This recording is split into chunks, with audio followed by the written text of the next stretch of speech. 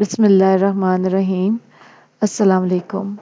ربی اشرح لی صدری ویسر لی امری واحلل عقدۃ من لسانی یفقہوا قولی۔ پھر بہنوں اور بھائیوں، تاریخ اسلام میں کچھ واقعات ایسے ہیں جو ہمیں یہ سکھاتے ہیں کہ دلوں کو تلواروں سے نہیں بلکہ اخلاق، رحم اور انصاف سے فتح کیا جاتا ہے۔ یہ وہ دور تھا جب عرب کے طاقتور سردار اسلام کی بڑھتی ہوئی روشنی کو حیرت اور خوف کی نگاہ سے دیکھ رہے تھے۔ انہی سرداروں میں سے ایک نام تھا حضرت عدی بن حاتم رضی اللہ عنہ کا، جو کہ مشہور حاتم طائی کے بیٹے تھے۔ ایک بااثر رہنما، ایک سخی باپ کا بیٹا اور حق کی تلاش میں سرگرداں ایک انسان۔ وہ اسلام سے دور تھے مگر اسلام ان سے دور نہ تھا۔ ایک ایسا واقعہ پیش آیا جس نے ان کی زندگی کا رخ بدل دیا۔ ان کی بہن کا قید ہو کر مدینہ آنا اور پھر رسول اکرم صلی اللہ علیہ وسلم کا وہ عظیم اخلاق جس نے ایک قیدی عورت کو آزادی، عزت اور تحفظ عطا کیا۔ یہ صرف ایک رہائی کا واقعہ نہیں تھا، یہ رحمت، انسانیت اور نبوت کے سچے پیغام کی زندہ مثال تھا۔ اس واقعے نے ایک سردار کے دل کے دروازے کھولے اور اسے اسلام کی روشنی تک پہنچا دیا۔ آئیے اس ایمان افروز واقعے کو سنتے ہیں اور دیکھتے ہیں کہ کس طرح نبی کریم صلی اللہ علیہ وآلہ وسلم کے اخلاق نے ایک خاندان ہی نہیں بلکہ ایک قبیلے کی تقدیر کو بدل کر رکھ دیا۔ حضرت عدی بن حاتم طائی اسلامی تاریخ کی ایک عظیم باوقار اور بصیرت رکھنے والی شخصیت تھے، جن کی زندگی جو ہے جاہلیت سے اسلام تک کے سفر کی ایک روشن مثال ہے۔ پہلے انہوں نے اسلام قبول نہیں کیا تھا اور زمانہ جاہلیت میں آپ مشہور سخی عرب سردار حاتم طائی کے بیٹے تھے، جن کی سخاوت کے قصے عرب میں ضرب المثل بن چکے تھے۔ عدی رضی اللہ عنہ اپنے والد کے وفات کے بعد قبیلہ طئی کے سردار بنے اور اپنے قبیلے میں عزت، شجاعت اور قیادت کی صلاحیتوں کی وجہ سے بے حد محترم سمجھے جاتے تھے۔ پہلے وہ عیسائیت کے ایک فرقے سے وابستہ تھے اور عرب کی ان چند لوگوں میں سے تھے جو آسمانی مذاہب سے کچھ نہ کچھ تعلق رکھتے تھے، یعنی کہ عیسائیت سے تعلق رکھتے تھے، عیسائی تھے۔ اور جب اسلام کا پیغام جزیرہ عرب میں پھیلنے لگا اور محمد صلی اللہ علیہ وسلم کی دعوت تیزی سے لوگوں کے دلوں کو بدلنے لگی تو عدی کو بھی اس نئی دعوت کے بارے میں خبریں ملنا شروع ہو گئیں اور اس کو ڈر تھا کہ اب یہ مدینہ میں آئیں گے اور اسلام کی دعوت دیں گے۔ تو اس نے یہی سوچا کہ اس سے پہلے کہ وہ مجھے اسلام کی دعوت دے اور مجھے اسلام قبول کرنا پڑے، اس نے یہ پلان کیا کہ وہ ان کا پیغام پہنچنے سے پہلے ہی کیا کریں گے، شام کی طرف روانہ ہو جائیں گے اور مدینہ کو چھوڑ دیں گے، کیونکہ انہیں اپنے اقتدار، مذہبی حیثیت اور معاشرتی مقام کے کمزور ہونے کا خدشہ تھا۔ جب مسلمانوں کی طاقت میں اضافہ ہوا اور حیثیت اور قبیلہ تو طئی کے علاقوں تک اسلامی لشکر کی رسائی ہوئی تو عدی نے کیا کیا، عدی رضی اللہ عنہ نے وقتی طور پر شام کی طرف ہجرت کرنے کا فیصلہ کیا، کیونکہ وہ اسلام کا پیغام قبول کرنا نہیں چاہتے تھے، ٹھیک ہے، وہاں سے بھاگنے کی کوشش کی۔ جبکہ ان کی بہن جو ہے، اب انہوں نے کیا کیا کہ جب یہ قافلہ روانہ ہو گیا، انہوں نے اپنے خاندان کے لوگوں کو اکٹھا کیا، ظاہر ہے ان کو جلدی تھی کہ یہاں سے روانہ ہو جائے۔ تو ایسے میں ان سب میں ہوا ایک، کیا ہوا کہ ان کی جو بہن ہے وہ اس قافلے میں شامل نہ ہو سکیں، ٹھیک ہے، اس میں بھی اللہ تعالیٰ کی مصلحت تھی، یعنی کہ پورا قافلہ روانہ ہو گیا شام کی طرف، لیکن کیا تھا کہ ان کی جو بہن تھی وہ کیا تھی، وہ وہاں پہ نہ ہو سکیں، اس قافلے میں شامل نہ ہو سکیں۔ اب وہ کیا ہوا کہ ان کی جو بہن تھی وہ مسلمانوں کے ہاتھوں قید ہو کر مدینہ پہنچی۔ مدینہ میں ان کی بہن کا معاملہ نہایت رحمت اور عزت کے ساتھ حل کیا گیا۔ اب کیا کیا کہ وہاں پر یہ جب قید ہو گئی تو ظاہر ہے یہ تو واپس جانا چاہتی تھی لیکن قید میں تھی۔ اب یہاں پہ کیا ہوا کہ جب قبیلہ طئی کے خلاف مہم کے دوران حضرت عدی بن حاتم کی بہن قید ہو کر مدینہ آئیں تو وہ مسجد نبوی کے قریب قیدیوں میں موجود تھی، وہاں پہ قیدیوں کو رکھا گیا تھا۔ اور روایت میں آتا ہے کہ جب بھی رسول اکرم صلی اللہ علیہ وسلم باہر تشریف لاتے تو وہ عرض کرتی، اے محمد صلی اللہ علیہ وسلم، میرا باپ وفات پا چکا ہے، میرا بھائی غائب ہے اور میں بے سہارا ہوں، مجھ پر احسان فرمائیے، مگر آپ خاموشی سے آگے بڑھ جاتے۔ دوسرے دن بھی انہوں نے یہی الفاظ دہرائے۔ آپ صلی اللہ علیہ وسلم پھر تشریف لے گئے۔ تیسرے دن جب آپ گزرے تو وہ خاموش رہی۔ اس دن انہوں نے تیسرے دن یہ بات نہیں کی۔ اس موقع پر حضرت محمد صلی اللہ علیہ وسلم کے ساتھ ایک اور شخصیت تھی جنہوں نے اشارہ کیا کہ آپ دوبارہ اپنی بات انہیں پیش کریں۔ اب دیکھیں یہاں پہ کتنی مزے کی بات ہے کہ انہوں نے ہاتھ سے اشارہ کیا کہ آپ دوبارہ اپنی بات جو ہے ان کو پیش کریں، کیونکہ انہیں یقین تھا کہ اللہ کے رسول صلی اللہ علیہ وسلم ضرور رحم فرمائیں گے۔ چنانچہ انہوں نے دوبارہ فریاد کی اور رسول اکرم صلی اللہ علیہ وسلم نے ان پر کرم فرمایا، انہیں آزاد کیا، عزت کے ساتھ لباس اور سواری دی اور اپنے وطن واپس جانے کا انتظام فرمایا۔ آپ کو پتہ ہے کہ وہ دوسری شخصیت کون تھی ان کے ساتھ جنہوں نے اشارہ کیا کہ آپ اپنی بات دوبارہ پیش کریں؟ وہ تھے حضرت علی بن ابی طالب۔ حضرت علی رضی اللہ عنہ تھے کہ جن کو مکمل یقین تھا کہ اگر یہ ابھی اپنی بات رکھیں گی ان کے سامنے تو اللہ کے رسول رحم فرمائیں گے، کبھی بھی انکار نہیں کریں گے۔ اور یہ واقعہ نہ صرف رسول اکرم صلی اللہ علیہ وسلم کی رحمت اور انسانیت کی خدمت کا عملی نمونہ ہے، بلکہ اس واقعے نے حضرت عدی بن حاتم کے دل کو بھی اسلام کی طرف مائل کرنے میں اہم کردار ادا کیا تھا۔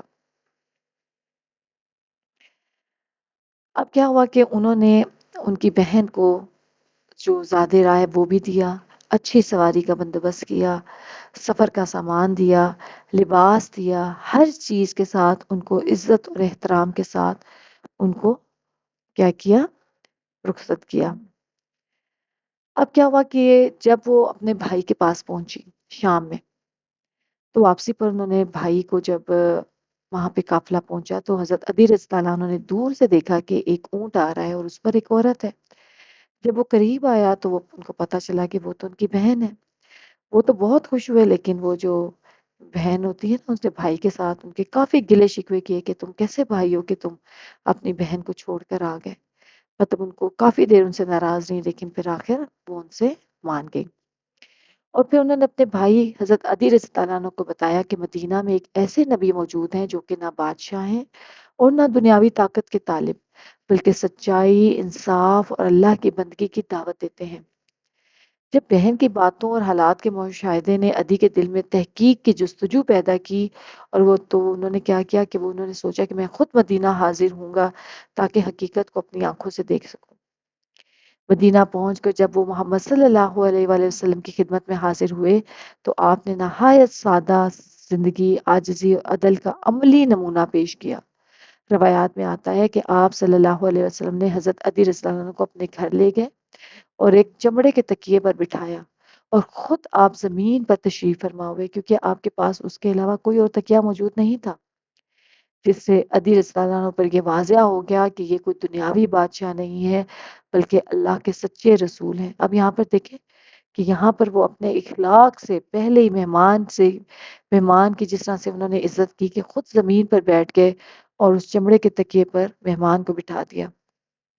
تو اس چیز نے حضرت عدی رضی اللہ عنہ کے دل میں بہت ایک نرم گوشہ پیدا کیا، اور گفتگو کے دوران آپ نے عدی رضی اللہ عنہ سے فرمایا کہ شاید تمہیں اسلام قبول کرنے میں تین چیزیں روک رہی ہیں۔ اچھا، یہاں پر انہوں نے کہا ان کو کہ شاید تین چیزیں، کیونکہ یہ تو بہت مالدار تھے، تو اللہ کے رسول نے کہا کہ شاید تین چیزیں ہیں جو تمہیں اسلام کی دعوت قبول کرنے سے روک رہی ہیں اور تم یہاں سے چلے گئے تھے۔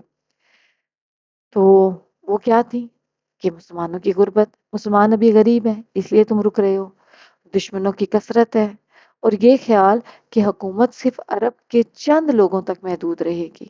شاید یہی تین چیزیں ہیں کہ جو میں تمہیں اسلام لانے سے روک رہی ہیں۔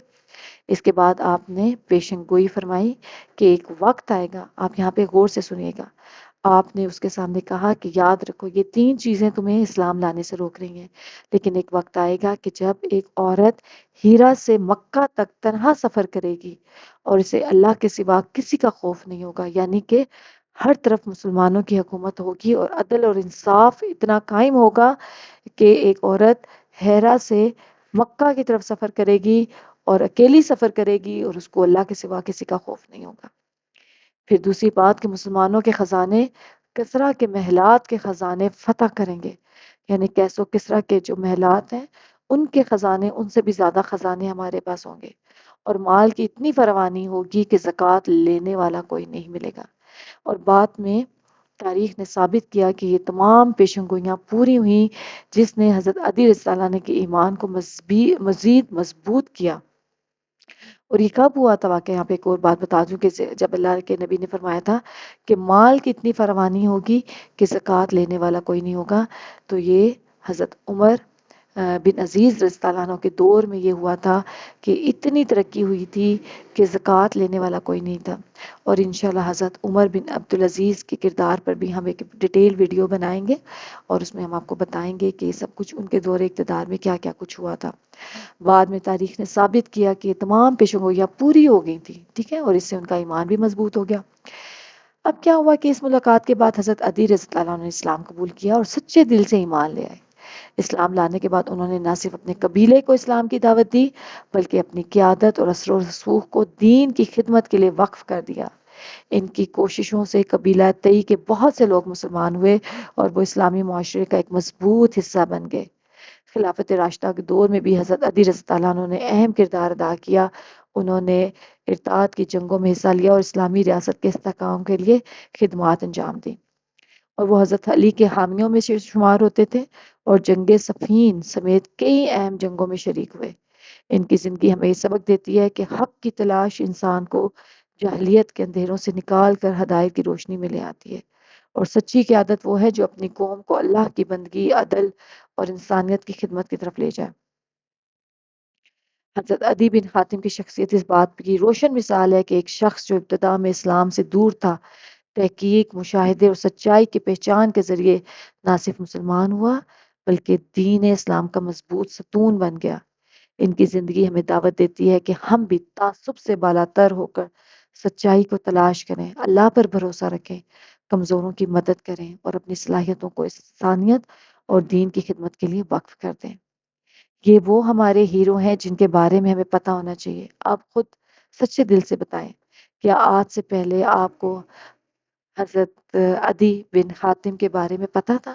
نہیں پتہ تھا۔ یہ وہ ہمارے ہیرو ہیں جو کہ گمنام ہیں، جن کے بارے میں ہم نے پڑھا ہی نہیں ہے، اور کب ہمیں ان کو پتہ چلے گا؟ جب ہم ان کے بارے میں پڑھیں گے۔ تو یہ ہمارے ہیرو ہیں۔ اسی طرح بہت سے اور ہیروز کے بارے میں بھی انشاءاللہ ہم ضرور آپ کو انفارمیشن دیں گے، تو ضرور ہمارے چینل کے ساتھ جڑے رہیں۔ اللہ تعالی ہم سب کو انہی کے بتائے ہوئے راستے پہ چلنے کی توفیق عطا فرمائے، جو کہ سچائی کا راستہ ہے، جو کہ دین کی خدمت کا راستہ ہے۔ آمین ثم آمین۔ ملتے ہیں آپ سے دوبارہ۔ السلام علیکم ورحمۃ اللہ وبرکاتہ۔